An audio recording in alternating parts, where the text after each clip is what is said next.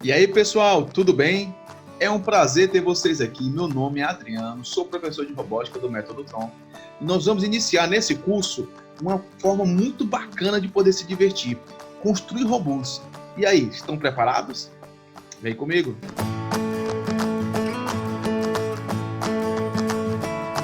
Aula 1. Introdução ao mundo da robótica. O mundo da robótica é um mundo muito prazeroso, divertido e envolvente, porque nos faz ter a vontade de saber como funcionam as coisas, como montar, desmontar, querer construir coisas, construir robôs. Mas, para poder construir robôs, nós começamos a pensar: bem, o que é um robô? Pois bem, para sabermos o que é um robô, nós começamos a pensar e puxar na nossa lembrança todas as experiências que nós tivemos a respeito dessa área. E aí nós começamos a lembrar daqueles filmes que traziam androides com forma humanoide, ou seja, aqueles androides que tinham formas com nossos braços, pernas, parecido com pessoas. Assim como também nós associamos os robôs àquelas indústrias de alta tecnologia para a criação de caças, foguetes e também daqueles carros modernos de alta tecnologia. Enfim, a robótica, além dessas áreas, ela está presente em todo o nosso dia a dia, ou seja, ela está presente nas nossas casas, escolas, parques, cidades, ou seja, em todo lugar nós temos algo que se refere à robótica. Pois bem, para poder definir o que é robô, muitas das vezes nós associamos a uma definição de máquina. E aí, será que toda máquina é um robô? Eu posso dizer que máquina e robô necessariamente são a mesma coisa? Bem, já dizia um famoso médico. É, sim, não às vezes. Enfim, independente dessa situação, nós vamos agora começar a definir e caracterizar o que algo se torna um robô. Pois bem, para poder definir se um sistema, algo ou algum ambiente é algo robótico, nós vamos trazer a seguinte definição: todo robô ele precisa tomar uma decisão. E o que significa isso? Vamos imaginar que a sua mãe pede para que você possa escolher entre dois alimentos, uma pizza e um chocolate. Que decisão difícil, hein? Mas enfim, quando você se depara com essa situação, você começa a perceber que você está interagindo com o meio e o meio está te fazendo tomar uma decisão entre duas situações. Ou seja, você vai ter que decidir entre uma ação de comer uma pizza ou outra ação de comer o chocolate. A decisão é isso. O robô ele vai ter que interagir com o meio e, a partir dessa interação, ter que saber escolher entre duas, três ou diversas circunstâncias. Vamos aqui para alguns exemplos do nosso dia a dia. Quando eu imagino um ventilador comum? Pois bem, vamos saber se ele é uma máquina ou é um robô. Se eu tenho um ventilador comum em que eu vou ligar numa dada velocidade, ele vai começar a se mover de um lado para o outro e, independente de eu estar no local ou não, ele vai se movimentar e funcionar da mesma forma. Mesmo que nós retornemos daqui a algum tempo, ele vai permanecer no mesmo estado. O que isso quer dizer? Que, independente do que acontece no seu meio, ele não vai mudar a sua ação, ele vai permanecer da mesma forma. Sendo assim, ele não vai tomar uma decisão e não tomando a decisão, e ele não vai ser um robô. Portanto, aquele ventilador comum da sua casa, ele é só uma máquina. Agora vamos para outro exemplo. Quando nós temos um ar-condicionado, aquele ar-condicionado que você vai pegar o controle remoto e diminuir a temperatura. No momento em que você está diminuindo a temperatura, você está programando, lembre bem dessa palavra, e colocando para que o ar-condicionado ele funcione com o motor para que ele reduza a temperatura até 17 graus. Então, o ar-condicionado ele vai trabalhar com o motor e vai diminuir entre 28, 27, 20. Quando chegar aos 17 graus, ele vai ter que tomar uma decisão. O que isso quer dizer? Ou ele continua a baixar a temperatura, ou ele permanece no 17. Detalhe, para que ele saiba que ele chegou aos 17 graus, ele precisa de um componente muito importante chamado de um sensor de temperatura. E esse sensor, ele funciona como se fosse nossa pele. Vamos lembrar isso lá na frente quando nós falamos sobre as partes do robô. Enfim, nesse caso, o ar-condicionado, além de máquina, ele é um robô. Por quê? Porque ele é dotado da condição de tomada de decisão, onde ele vai ter que escolher em continuar a baixar a temperatura ou permanecer naquela que foi previamente programada. Vamos agora para outro exemplo. Quando eu tenho uma máquina de lavar. A máquina de lavar, entre diversas funções, ela tem a função de enxaguar. O que isso quer dizer? Ela vai ser enchida de água na parte interna e fazer com que a roupa ela fique toda encharcada. Acontece que no momento em que a água vai sendo depositada na parte interior, nós vamos ter que saber que a água ela tem um limite para que ela não possa transbordar. Então, ela vai ter um sensor de nível de água, fazendo com que ele faça uma leitura do ambiente, ou seja, esse sensor vai saber em quanto tempo a água vai estar chegando ao seu limite e que quando esse limite chegar, ela vai enviar uma informação e ela vai decidir entre suspender a condição de colocar mais água ou continuar colocando. Enfim, ela vai tomar uma decisão. A máquina de lavar, ela é uma lei de máquina, é um robô. Para poder nós distinguirmos de uma vez por todas a diferença entre máquinas e robôs, nós vamos pegar dois grupos, aqueles que são somente máquinas e aqueles que são somente robôs. Mas no dia a dia, fica muito difícil distinguir por quê? Porque as características de ambos são muito parecidas. Então nós vamos perceber que existem três grupos: aqueles que são somente máquinas, como por exemplo o ventilador comum, que ele não toma uma decisão. Eu tenho a máquina de lavar, que além de máquina, ela é um robô, e eu tenho mecanismos mais modernos que trabalham com a inteligência artificial. O que isso quer dizer? Em alguns smartphones, eles têm sistemas operacionais que são capazes de interagir. E quando nós analisamos somente o sistema virtual, ele em si é um robô, independente da condição do aparelho. Então, eu tenho circunstâncias em que nós temos somente máquinas, circunstâncias em que nós temos máquinas e robôs, e outras que nós temos robôs. O objeto de estudo são aquelas que nós vamos ter agora, são máquinas que também são robôs. Gostaram? Pois bem, pessoal, vamos agora saber quais são os elementos que caracterizam o robô, ou seja, quais são as partes do robô. Para poder saber as partes do robô, nós vamos chamar aqui alguns dos nossos amigos que vão nos auxiliar durante essa caminhada. Nós vamos chamar a Chip, que vai nos apresentar a eletrônica, bem como o Trix, nos falando qual é o ambiente de programação, Clique, nos mostrando os diversos tipos de sensores, e o Tronic, nos relacionando como funciona a mecânica. Toda essa galera vai nos ajudar para poder definir e mostrar através de um exemplo como funciona cada uma dessas partes. Bem, aqui é um robô seguidor de linha. É um carro que tem como função seguir uma linha de acordo com que ela for estabelecida, podendo estabelecer curvas, retas, e esse é um robô porque ele vai tomar uma decisão. Vamos ver como é que funciona as suas partes. Esse seguidor de linha, ele vai ser dividido em quatro partes. A primeira seria a eletrônica. O que seria a eletrônica? A eletrônica é o estudo dos componentes internos que eles vão se relacionar entre si para que ele tenha uma determinada ação, podendo ser gerar movimento, gerar luminosidade, enfim. Todos esses componentes, eles fazem parte da estrutura interna, onde eles vão estar conectados entre si, a energia ela vai ser estabelecida em todos eles para que aquele dado robô, no futuro, ele tenha uma dada relação. Bem, só que para a eletrônica poder funcionar, ela precisa de um comando prévio, é o que nós chamamos de programação. O que é programação?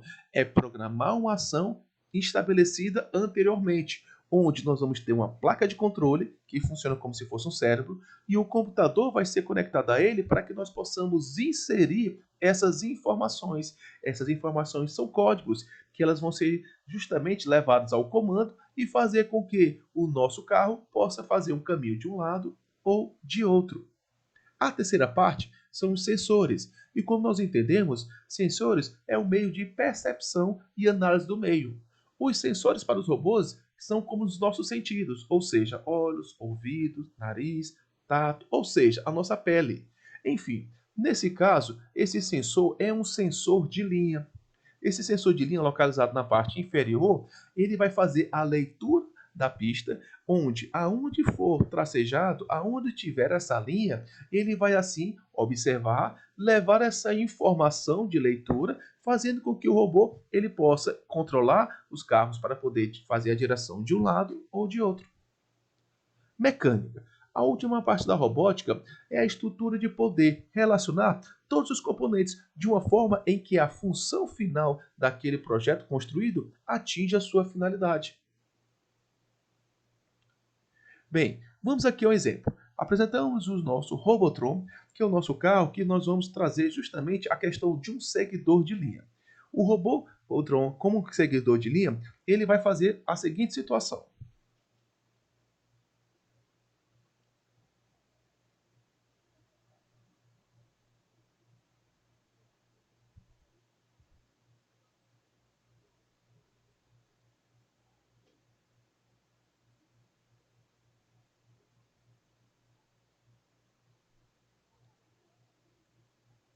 Bem, pessoal, e aí, o que vocês acharam?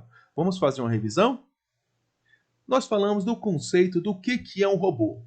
Ou seja, algo só vai ser robô se ele for capaz de tomar uma decisão. E a tomada de decisão é necessária para que ocorra para ele poder receber uma informação do meio externo. E para que ele possa receber a informação do meio externo, ele precisa de um componente chamado sensor. Quais são as partes do robô? Nós estudamos que são 4 partes. A eletrônica, que é a parte interna de todos os componentes que vão se relacionar entre si. A programação, que é a parte de comandos, ou seja, aquela que vai enviar uma ordem para o nosso robô. Sensores são os componentes que vão fazer uma interação com o meio. E mecânica é a estruturação de toda a parte interna e externa do robô.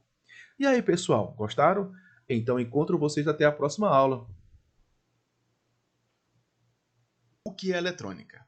A eletrônica é o estudo do controle da energia. Na aula de hoje, nós vamos entender como funciona a eletrônica dentro do papel da robótica. Vamos perceber que ela tem a função de controle de energia e diante desses componentes que vão fazer a parte da eletrônica, esse controle vai ser feito para diversas funções. Vamos estudar alguns conceitos e algumas estruturas. Vamos lá?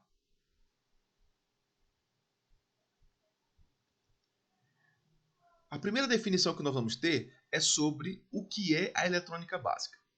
Eletrônica básica é o estudo do funcionamento, construção e aplicação dos componentes eletrônicos básicos. O que são componentes eletrônicos básicos?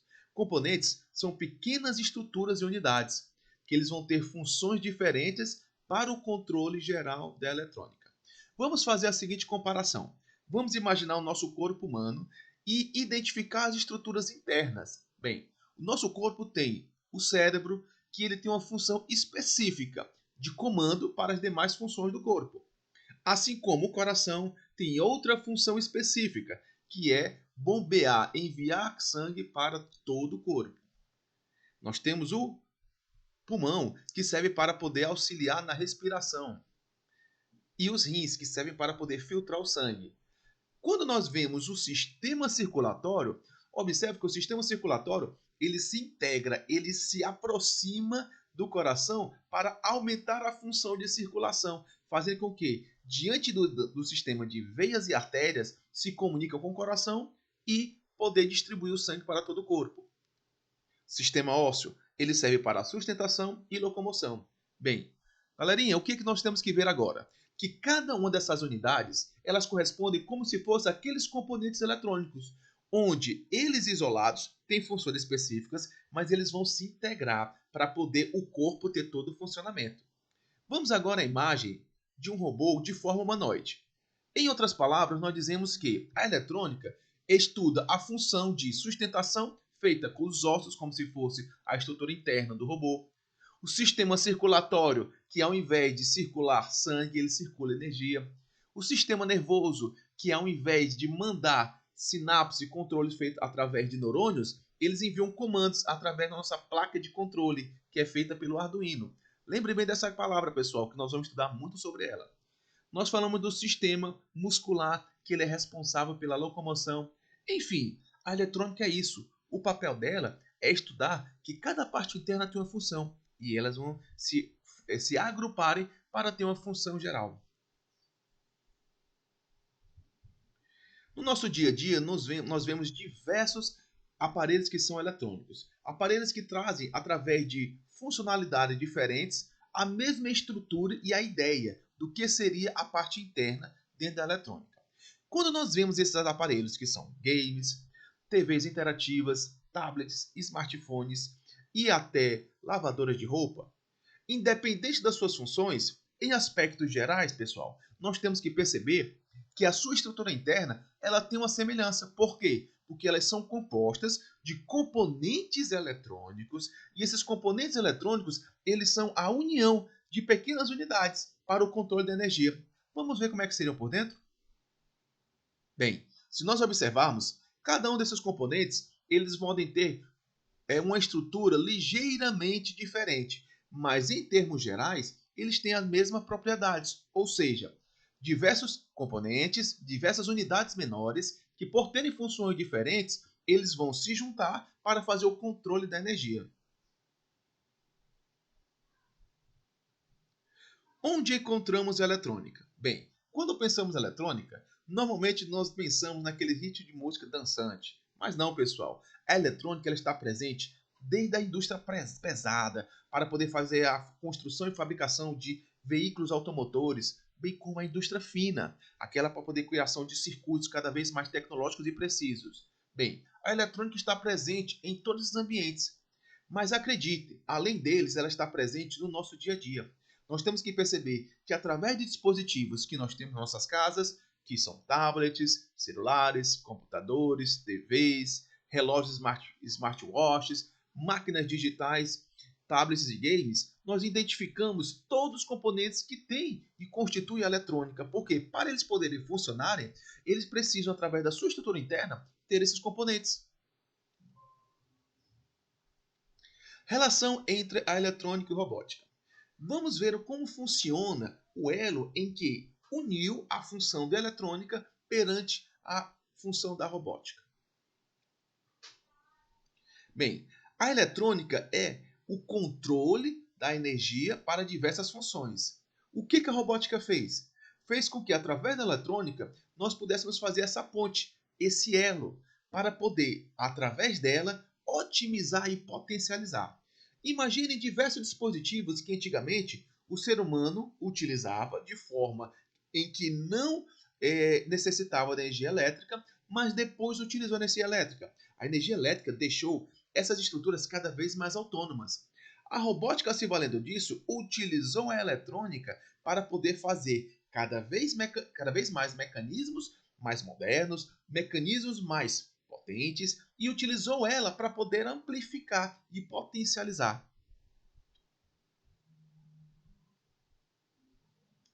Observamos a eletrônica, gente, no nosso dia a dia através de tablets, TVs, games portáteis, micro-ondas, sinalização semafórica e até mesmo instrumentos musicais. Nós vimos no nosso dia a dia, nas escolas, quando nós entramos nas nossas catracas. Observamos que muitas catracas que são eletrônicas, elas são monitoradas através de sensores digitais ou cartões, que ao nós identificarmos a sua presença, ele libera a passagem. Assim como nos ambientes de sala de aula, através de laptops, computadores, data shows, que são locais em que vão reproduzir as imagens. Na área profissional, pessoal, na área da construção civil, imagine essas máquinas que foram feitas para poder construir. Máquinas essas que se tornaram cada vez maiores. Essas máquinas para que pudessem ter toda essa potência, toda essa funcionalidade, ela se utilizou, se valeu da eletrônica. Observamos também, pessoal, a eletrônica na indústria têxtil, na fabricação de roupas, que cada vez mais aquelas máquinas que nós vimos na casa dos nossos avós, elas se tornaram e foram aperfeiçoadas para máquinas cada vez mais modernas, cada vez maiores. Assim como na medicina, mecanismos simples passaram a ter funções cada vez mais complexas, cada vez maiores, através da eletrônica. E aí, pessoal, gostaram? Preparado para a próxima aula?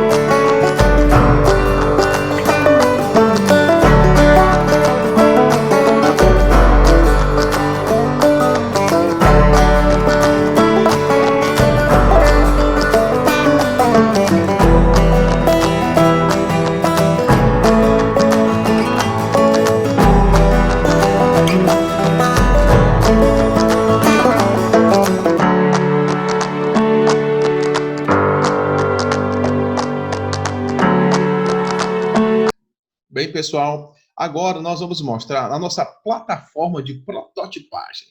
Prototipagem veio da ideia de criar nossos protótipos, nossos circuitos eletrônicos. Bem, ele é um simulador virtual no qual nós temos várias ações quanto a eles. Ele é um programa de modelagem 3D, que também nós podemos formar circuitos e fazer programação. O nome dele se chama Tinkercad. Bem, em outro vídeo nós vamos fazer um tutorial, ou seja, um passo a passo, como o papai e a mamãe vai fazer o seu cadastro. É muito simples. Bem, quando for feito o cadastro, nós vamos entrar no nosso ambiente virtual, vocês vão ter o perfil de vocês, o nome e a foto, e entre todas as opções nós vamos entrar aqui no lado esquerdo, na coluna do lado esquerdo, em circuitos. Quando nós entrarmos em circuitos, nós vamos clicar aqui em criar novos circuitos. Aqui vocês estão vendo circuitos já feitos por outras aulas. Bem, quando nós formos fazer um novo circuito, nós vamos clicar aqui e abrir. Bem, quando eu tiver já aberto o ambiente virtual, eu quero que vocês imaginem essa parte em cinza como se fosse a mesa de vocês, o que está na sua frente. Aqui no lado direito são os componentes eletrônicos, que podem ser desde componentes básicos, como resistores, LEDs, push-buttons, potenciômetros. Eita, são bem legais, né? Não se preocupe, nós vamos usar todos eles. Bem como componentes mais completos, ou seja, se eu colocar aqui em cima a relação para ter todos os componentes visíveis, nós vamos ter muito mais opções, desde capacitores, diodes, indutores, sensores ultrassônicos de presença, teclados, módulos RGBs, lâmpadas, motores DC, CC, motores servomotores, enfim, uma infinidade de componentes. Bem, esse site ele é muito simples, pessoal. Nós vamos ter a oportunidade de montar os nossos circuitos dentro da eletrônica. Vamos fazer aqui uma prática muito simples. Nós vamos pegar um primeiro componente que é muito importante, chamado protoboard. A protoboard é o local em que vai servir como base para que nós possamos montar os diversos componentes. Vamos fazer agora a simulação para a montagem de um LED simples. Bem, uma vez quando vocês pegam e clicam na protoboard e soltam arrastando aqui nessa área, vocês vão perceber que nesse meio vocês vão poder manusear, podendo desde aumentar o zoom, a visualização, ou diminuir. Se vocês colocarem a setinha do mouse em cima dessas entradas, sem clicar, vocês vão perceber que vão ser formadas linhas. Olha só. Essas linhas, pessoal, correspondem justamente o caminho que a energia vai percorrer. Bem, nós vamos em outro momento falar um pouco mais detalhado sobre a protoboard. Mas a protoboard é o local em que, na sua parte inferior, tem uma placa metálica. E na hora que nós pusermos alguns componentes, eles vão estar interligados por essa parte. Bem, vamos montar aqui um LED. Nós vamos pegar aqui o nosso LED. O LED ele tem uma polaridade. Ele vai ter o lado positivo e o lado negativo. Mas para o nosso LED acender, nós precisamos de uma bateria. Eu vou pegar o nosso LED e eu vou pôr na protoboard. Bem, o LED eu posso escolher as cores. Vou colocar aqui em verde. E vou pegar aqui uma bateria. Bateria de 3 volts. Bem, do mesmo jeito que nós falamos que o LED tem polaridade entre positiva e negativa, a bateria também. A polaridade ela serve justamente para poder indicar o caminho e o sentido da energia. Bem, eu vou ligar o positivo da bateria no positivo do LED, o negativo da bateria no negativo do LED. Bem, esse simulador é muito simples. Depois que nós montamos, nós podemos verificar se nós montamos correto ou não. Basta nós clicarmos aqui em iniciar a simulação. E, voilá, o LED acendeu. Legal, né, pessoal? Então, olha só. Aqui é um simples acender de LED, mas nós podemos fazer inúmeras coisas. Só mais um exemplo.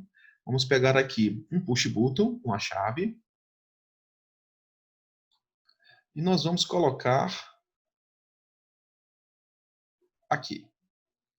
Eu vou pegar aqui esse jumper e vou pôr aqui. Vou iniciar a simulação. O meu LED só vai acender quando eu apertar um push button. Será que vai dar certo? Opa! Apertei, soltei. Apertei, soltei. É isso aí, pessoal.